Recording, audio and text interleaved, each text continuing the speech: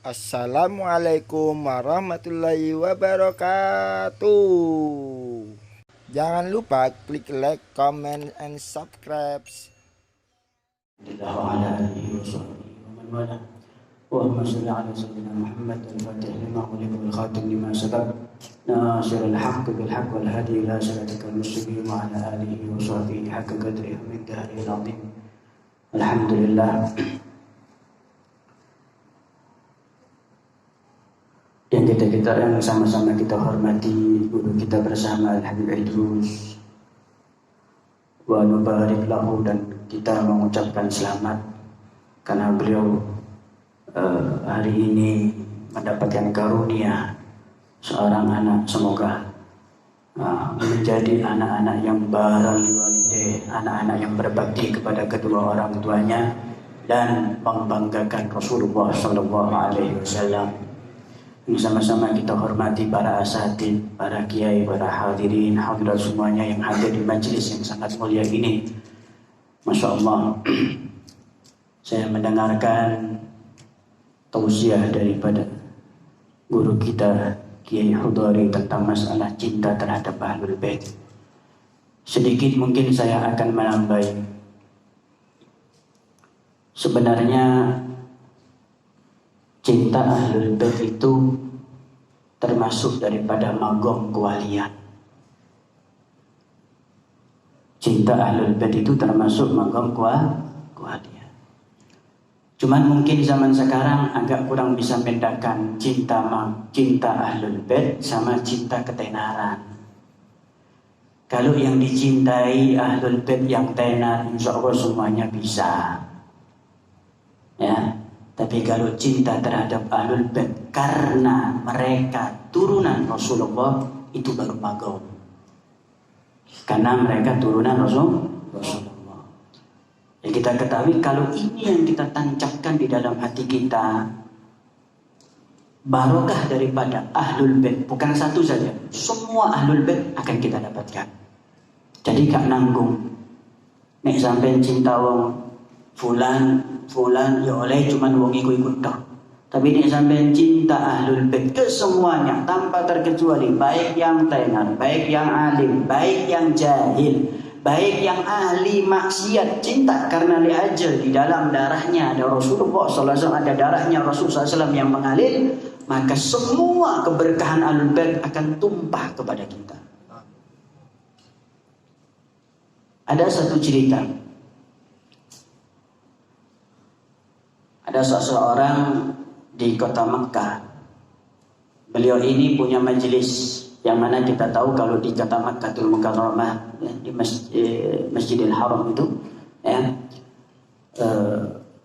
ulama ini tidak ada satu Ahlul Bait yang duduk di majelis tersebut kecuali si ulama tadi itu bangun, dia cium tangannya, baik itu Habib atau Ahlul Bait, jahil, wudu, gak ngerti, ya, tetap dia bangun, dia cium tangannya, dia persilahkan masuk di depan.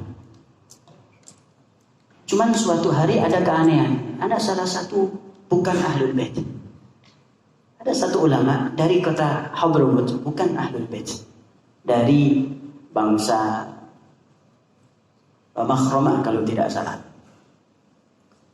datang ke majelis tersebut. Anehnya, ulama yang biasanya ngajar di Masjidil Haram ini, dia punya keistimewaan bisa cium baunya Ahlul Bait atau bukan. Jadi nggak perlu ditanya siapa namanya, nasabnya seperti apa, tinggal di mana, oh ini asli atau palsu, Habib asli atau palsu, nggak perlu. Dia bisa cium. Dia bisa cium. Oh ini Ahlul Bait. Ini anak cucu keturunan Rasul Sallallahu Alaihi Wasallam. Anehnya si Makhramah yang bukan dari Ahlul Bait, ketika dia nyampe di kelas tersebut, halaga tersebut, si kiai ulama tersebut bangun dari majelisnya, didatengin orang tersebut, si Makhramah tersebut, dicium tangannya balik-balik dan dipersilahkan duduk di depan. Diam semua muridnya. Sebagian muridnya tahu ini bukan Ahlul Bait, ini bukan dari keturunan Rasulullah SAW.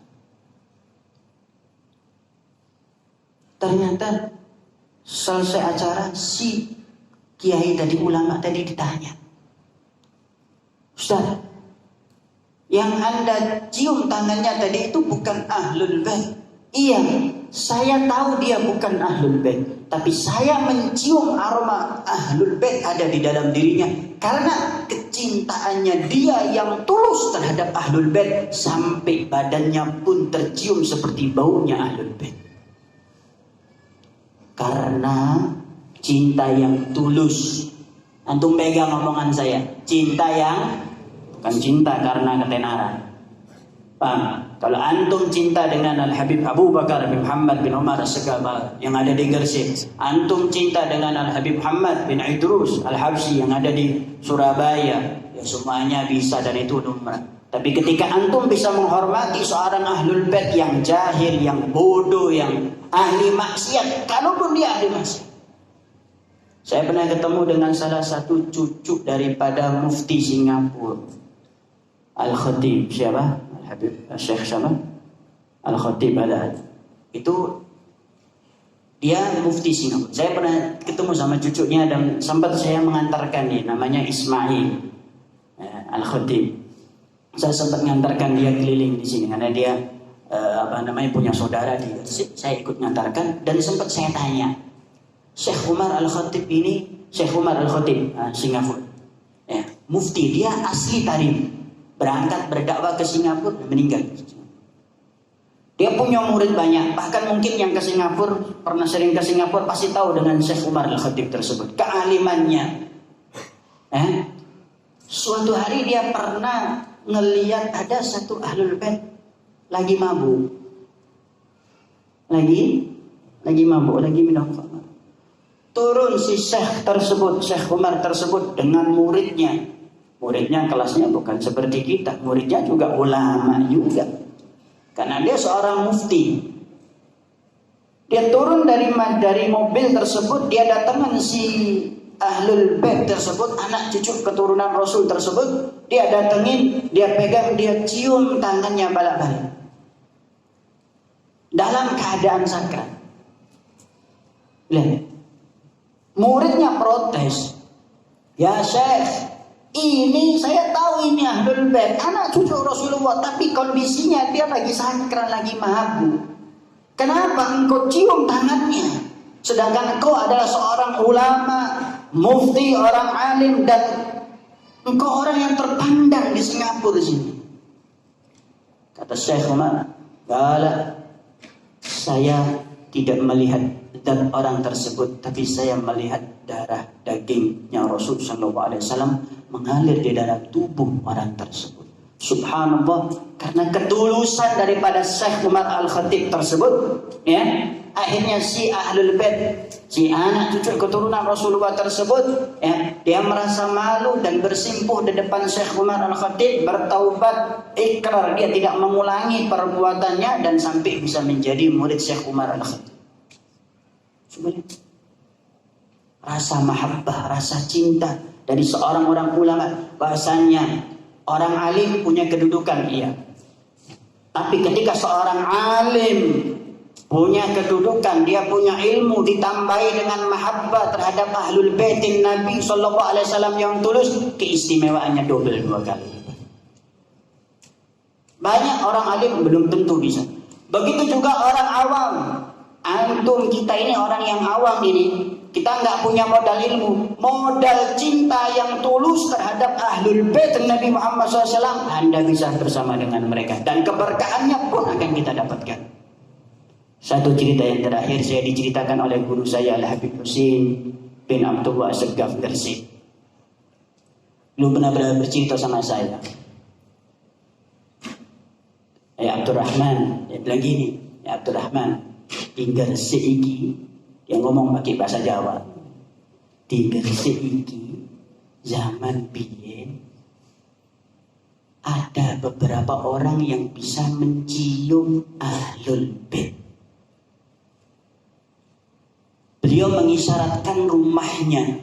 Mungkin saya sekarang tahu keturunan-keturunannya, dan masya Allah keturunan-keturunannya juga masih menghormati ahlul bait. Sahabat Yusuf, Habib bilang nggak nyebut. Itu mereka hidup di zaman Al-Habib Abu Bakar. Ceritanya gini, dia ini suka bagi-bagi duit. Suka bagi-bagi duit sama anak kecil. Jadi anak kecil, anak cucunya Rasul SAW itu disuruh baris sama dia. Dia udah udah tua, suruh baris. Kemudian dikasih fulus. Ya mungkin kalau sekarang mungkin berapa? 1.000 mungkin atau 2.000 mungkin ya. Kasih.